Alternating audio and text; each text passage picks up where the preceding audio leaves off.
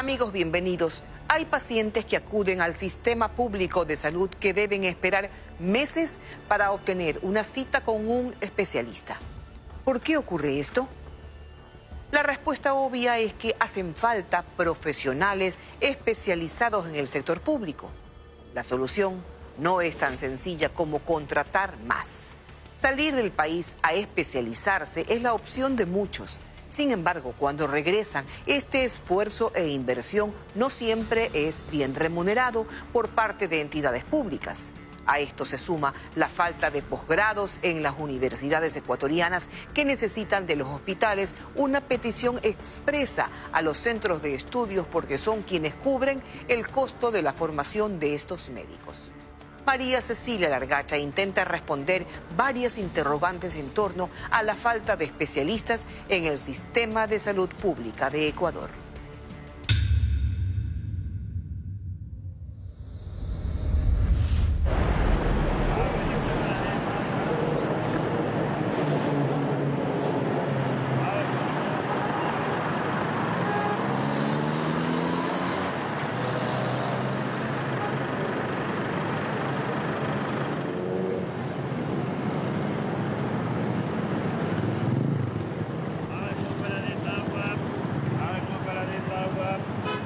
Yo lo que me gano son 8, 6, 10 dólares a veces. Entonces no hay como para buscar un médico particular. No hay recursos, niña. Yo soy una persona que yo vendo agua de coco en la calle. Por eso acudo yo a los hospitales y todo. Pero ya le digo, mire cómo me la tienen aquí suplicando el dolor sin yo poder hacer nada.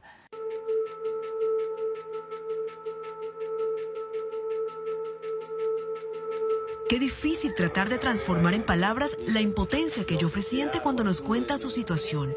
Y qué difícil tratar de describir correctamente la desesperación de su esposa, que no logra culminar una frase sin que la silencie el llanto ocasionado por el dolor. Sí, es un dolor, ya digo, ni yo duermo y todo por escucharla a ella como está llorando. Toma por ahí su pastilla y todo, pero ya no le hacen, porque como dijo el doctor, ya están hueso con hueso chocando. Yo las traumas las mando a comprar, me tomo 30 gotas de trauma, igual eso no me quita el dolor. A Rosa el dolor le comenzó hace un par de años. Al principio era una molestia en la pierna. Fue a varios médicos, le mandaron un sinnúmero de exámenes, le dieron algunos diagnósticos y le mandaron tratamientos. Nada la mejoró. El dolor siguió en aumento y poco a poco empezó a volverse incapacitante. El año pasado dejó de caminar porque solo mover la pierna se convirtió en un martirio. Porque los dolores son insoportables. Son dolores de parto que ya no me quiero ni acordar. Yo no duermo, yo solo paso gritando en la noche. Así pasa toda la noche, todo el día. Hasta que el último médico que la revisó dio un diagnóstico que parece definitivo. El cartílago está desgastado. Claro, el cartílago está desgastado, dice, ya están tocando ya no hueso con hueso. Nada, hay que hacer una por eso son los fuertes dolores. Yo le pregunté al doctor, por eso por eso son los fuertes dolores. Hay que poner una prótesis de cadera. Operarla, sí. Entonces le digo, ¿pero qué tenemos que hacer, doctor? Primeramente dice sacar la cita con el traumatólogo. Y ahí es cuando el problema, en lugar de solucionarse, parece haberse agravado todavía más. Ayúdeme en eso, porque le digo, mi señora está bien mal aquí. La agenda no es ni para octubre. Entonces, ¿para cuándo más o menos está la fecha? En un caso de eso no puede hablar con el doctor para eso. La agenda que se abre el 12 sería para noviembre. Esta grabación se hizo en agosto, es decir, la espera para obtener la cita con un traumatólogo sería de 3 meses. Y después, quién sabe cuánto tiempo más para fijar la cita de la operación. Y es verdad, lo de Rosa no es de vida o muerte. Pero para ella aguantar 3 meses más con un dolor que no la deja nunca, es como morirse en vida. No, ya no es posible. Ya no aguanta ella, ya no aguanta, ya no sabe qué hacer. Yo anoche yo decía, yo quiero morirme porque yo ya no aguanto, Anoche a las 4 de la mañana de tanto llorar me quedé sumida. Lo de Rosa es angustiante, sí, pero no es aislado. De hecho, ocurre con frecuencia en el sistema público de salud. No hay especialistas ahí. y de lo que necesitamos. Al menos yo ahora necesito un hepatólogo. No he conseguido la cita todavía. ¿Hace cuánto está esperándola o buscándola? Ya de esto más o menos 5 o 6 meses. ¿Por qué está aquí? Por una cita que tengo aquí con el urologo. ¿Cuánto tiempo esperó por la cita? Como unos 6 meses siquiera. Me citaron acá, pero ya hace 6 meses que me agendaron esta cita. ¿Qué especialista buscaba? De cirugía vascular. El problema, reconocido plenamente por el Ministerio de Salud, está incluso cuantificado. Estamos hablando que necesitamos 2.879 especialistas en todo el país. Casi 3.000. Esto ha sucedido porque a veces nosotros subimos los concursos y son declarados desiertos. Puesto que hay ciertas especialidades, recordemos que las universidades durante mucho tiempo no abrieron los concursos. Entonces no tenemos formación en ciertas especialidades. No es problema de las universidades. Las universidades estamos abiertas a abrir todos los posgrados que se necesiten para cubrir esa brecha. ¿Y qué pasa entonces? Pero las universidades, para abrir un programa, tienen que tener la solicitud de un hospital que requiera de esos especialistas y le da un número determinado de cupos. Ocurre que en medicina los posgrados no funcionan como en el resto de profesiones. Un médico que quiere ser especialista se forma no en las aulas, sino en un hospital, practicando. Y durante el tiempo que dura el posgrado, el hospital es el que debe cubrir el estipendio de ese médico en formación. Yo como universidad, hablo una especialidad de otorrino. Yo podría, para mí, 100 podría formar, pero no es el caso. Nosotros formamos según la demanda de las unidades asistenciales docentes. Por ejemplo, ahora el Ministerio en este año no nos ha pedido que abramos ningún posgrado. Supongo que por problemas de presupuesto. En las universidades públicas hay otras formas de financiamiento, becas de la Cenecit, por ejemplo, o convenios entre entidades. Tal vez por eso la Universidad de Guayaquil tiene ahora un mayor número de especialistas en formación. En el 2017, la Facultad de Medicina ofertó 333 plazas y se aprobaron 256. Las especialidades van desde ginecología, obstetricia, oncohematología, psiquiatría, oftalmología, cardiología, gastroenterología, cirugía, urología, dermatología, etc. Sin embargo, mientras hablamos de centenares de especialistas en formación, también hablamos de que se necesitan miles y de que también son miles los médicos que se quedan fuera cada que se abre una posibilidad de especializarse. Son pocos cupos. Nosotros actualmente acabamos de sellar la convocatoria para 4 especialidades. Solo tenemos 60 plazas y tenemos 1.300 aspirantes. Formar a un especialista toma mínimo 4 años y si además tiene una subespecialidad, ese tiempo puede duplicarse. Entonces, ¿no sería factible pensar en contratar ahora mismo a los especialistas que ya existen en el país? El presidente de la Federación Médica dice que los cambios que hubo en los últimos años no ayudan en nada a que los especialistas con experiencia quieran trabajar en el sector público. El acuerdo 033 del Ministerio de Relaciones Laborales terminó con la jornada laboral de 4 horas, que en su momento fue lo que permitió que muchos colegas, sobre todo era aplicable a los especialistas y a los subespecialistas, trabajaran en el servicio público y que hicieran el resto de su jornada en el servicio privado, porque decía que no había ninguna diferencia entre el trabajador público y el privado, había que hacer las 160 horas al mes, todos. Con eso destruyó gran parte del servicio de salud. Le vino la segunda etapa, que fue la compra de renuncias obligatorias. ¡Con los médicos cesados! ¡Solidaridad! Nosotros ya no vamos a poder recibir clases aquí en los hospitales porque nuestros profesores han sido cesados. La sorpresa la recibieron ayer los 22 médicos de esa casa de salud, entre ellos 3 jefes de área y 19 médicos tratantes. Teníamos especialistas de mucho prestigio, pero ya entrados en años, cuando en nuestra profesión estos especialistas son los que más saben, pues no, el gobierno anterior decidió que ya no servían y los retiró jubilándolos forzosamente.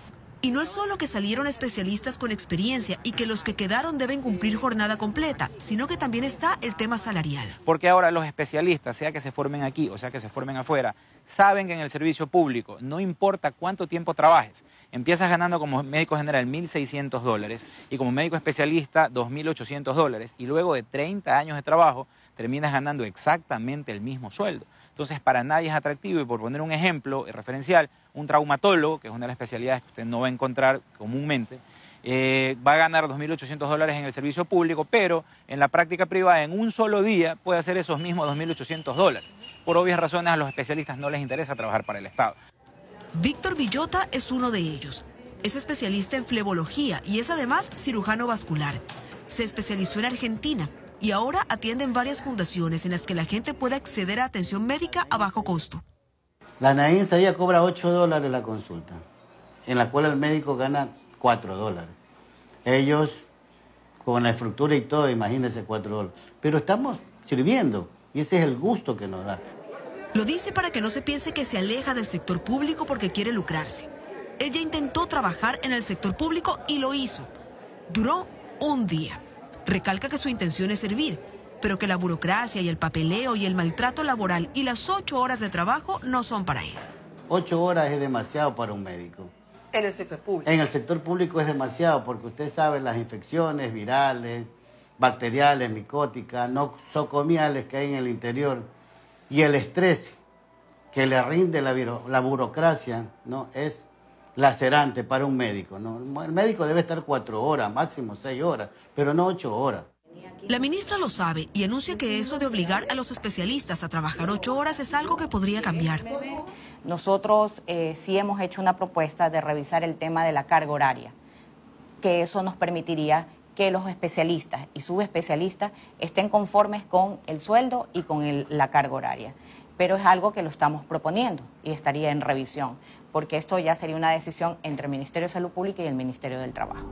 Hace algunos años Ecuador puso en marcha un plan retorno para los médicos con el fin de que quienes emigraron durante la crisis regresaran a reforzar la atención de salud pública en Ecuador. En el 2014, Visión 360 abordó el tema y en ese entonces entrevistamos a uno de los médicos especialistas que había vuelto de España acogiéndose al plan retorno. Es un salto bastante grande, bastante importante, porque no solamente estoy en mí, sino yo tengo atrás una familia. Tengo una mujer, tengo 2 hijos que han estado en España conmigo. Y también tenía que velar por ellos, porque cuando yo me equivoco, hacía equivocar a todos. Cuando lo conocimos, él trabajaba en el Hospital Universitario en Guayaquil y estaba recién abriendo su consultorio para su práctica privada. 5 años después lo contactamos nuevamente para saber de su experiencia en el sector público. La primera sorpresa es que ya estaba de vuelta en España y la segunda, el por qué decidió irse. Las cirugías de piedra, que aquí en España tenemos 20 años que no abrimos ni un paciente para quitar una piedra, lo hacía en forma endoscópica. Tuve que yo en Guayaquil volver al pasado y los pacientes con piedras en el urétero o en el riñón había que abrirle. Yo estuve ahí, intenté que la tecnología la comprase el hospital universitario, pero ahí lo que pasábamos era en reunirnos, nos reuníamos cada mes, cuál era el objetivo que queríamos, uno pedía las peticiones y no se lograban a cabo. Pero no fue ese el problema máximo. Este urólogo dice que descubrió que la máquina que necesitaba para no tener que abrir a los pacientes para operarlos solo con láser, sí existía y estaba guardada en la bodega del hospital. Cuando encontró esa máquina pidió lo lógico, que la desembodegaran para poder usarla. Escribí los quipus, los famosos quipus, a la dirección, a la gerencia, y no me dejaron escribir a Quito porque decía que iba a levantar ampollas, que iba a provocar malestar en el Ministerio de Salud Pública. Una máquina que podía haber ejercido, haber ayudado a muchos pacientes, y sobre todo. Pero si la máquina estaba, ¿por qué no se podía usar? Porque faltaba mantenimiento. Cuenta que también hubo incumplimientos a nivel personal y que al final se dio cuenta de que no era un problema exclusivamente con él, sino que así funcionaba el sistema en Ecuador. Yo nunca he visto aquí en España morir a la gente, que en este caso vi algunas veces en la emergencia del hospital universitario, gente infartada. Un infarto es una urgencia inmediata. Estaba en la emergencia dándole el residente o el interno ambú, ese soporte básico, y esperando que haga un traslado al hospital Bernaza o a otro hospital de mayor envergadura. Llegaba yo al día siguiente y el mismo paciente estaba ahí con otro interno dándole ambú. Un paciente infartado, si no le dan las primeras atenciones en las primeras horas, se va a morir. y de hecho se moría. Eso es una situación que a mí me dolía mucho, porque la sensibilidad es una situación de que no podía ver, es decir, no creía lo que estaba viendo. Así que decidió echar todo por la borda y regresar a España. Ahora trabaja nuevamente en Madrid. Las cifras de ese plan retorno hablan de que fueron miles los especialistas que regresaron a Ecuador. Tuvimos aproximadamente 1.036 especialistas que estuvieron a lo largo de todo el país. Algunos de ellos retornaron a sus países por ciertas circunstancias. En otros casos fueron sus partidas, salieron a concurso y algunos perdieron los concursos. Y lastimosamente este programa, Ecuador Vuelve por Ti, terminó en noviembre del 2015, luego de que hubo un decreto de austeridad. Si, por ejemplo, falta un neurólogo extra, 2 neurólogos extras, ¿por qué no se empieza a hacer la solicitud para que empiecen a formarse? Porque todo entra en el ámbito de la planificación. Yo en mi casa puedo tener muchas necesidades, ¿no? Puedo tener necesidad de climatizar todos mis ambientes, de mi domicilio, poner una planta central de aire, pero si la parte económica no me respalda, obviamente que no. Yo tengo que planificar mi presupuesto y en función de los objetivos y de las prioridades, hacerlo. No solamente es instalar al talento humano, porque eso viene de la mano o indexado con otras cosas, ¿no? Si voy a traer 2 o 3 médicos más por especialidad, tengo que tener el ambiente físico, el espacio físico, el equipamiento, o sea, vienen de la mano muchas cosas. El doctor Morán es el director del hospital en el que Jofre y Rosa están tratando de sacar una cita con un traumatólogo. Reconoce que la cantidad de pacientes rebasa el número de especialistas, y eso que es un hospital grande, cuenta con 31 especialidades. ¿Cuántos especialistas hay por especialidad? Si vamos a nombrar cada una de las especialidades, hay un promedio de 1 a 2 especialistas por especialidad, ¿no? ¿Y cuáles son las más demandadas? En lo que es el Liborio Panchana, en este momento donde tenemos mayor demanda, inclusive donde tenemos agenda copada, por decir, neurología tenemos agenda hasta noviembre, ya tenemos copado, la cardiología tenemos hasta diciembre, agenda copada. Eso quiere decir que si yo, por ejemplo, pidiera una cita ahora mismo, me la darían en diciembre. Exactamente. Pero bueno, el tema no es tanto así, ¿no? Porque si nosotros tenemos el pleno conocimiento de que hay un paciente, si es un paciente que amerita, pues, que sea atendido con mayor prontitud, obviamente vamos a priorizar esa atención. Los directores de hospitales públicos saben que es un problema, lo sufren todos los días, pero no tienen en sus manos las herramientas para corregirlo. Y todo parece resumirse en 2 posibilidades. O no hay el presupuesto para contratar especialistas nuevos, o hay el presupuesto, pero falta el especialista. De hecho, ya nos ha sucedido que en algún momento hemos buscado la oportunidad de que se abra la plaza y durante ese tiempo hemos tenido ya un especialista listo para poder entrar, pero mientras se da la oportunidad y se apertura la plaza, ya el especialista se ha ubicado en otra casa de salud. Se lo ubica y ya está trabajando. Tener escasez de especialistas significa, además, que los que sí están trabajando en el sistema público están sobrecargados. Fuera de cámaras conversamos con algunos de ellos. Nos dicen que deben atender a un promedio de entre 20 a 25 pacientes por día. Es decir, unos 20 minutos por paciente si no se levantaran para nada de la silla, ni siquiera para ir al baño o para comer. La ministra tiene propuestas que podrían servir para cubrir en algo el déficit de especialistas. Una de ellas tiene que ver con los estudiantes de medicina que terminan sus estudios y antes de hacer el año de medicatura rural, salen del país a hacer alguna especialización. Y luego retornan al país. Y para poder ellos ejercer su profesión, tienen primero que realizar el año de medicatura rural.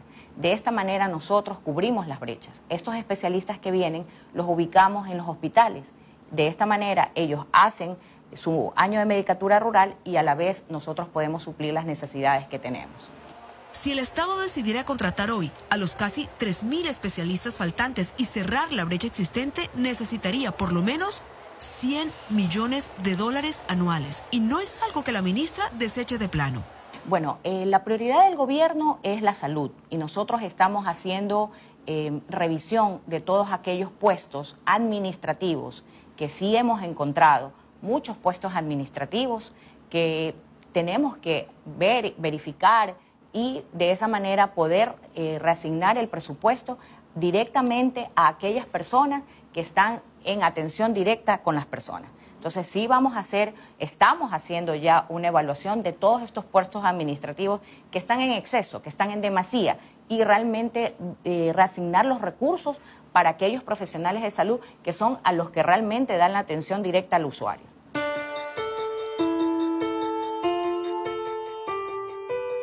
Pero mientras se busca el presupuesto, se ejecutan los planes y se prueba si esos planes dan resultado, Jofre y Rosa siguen esperando el turno que necesitan para saber si una operación podría aminorar el dolor y el sufrimiento constante.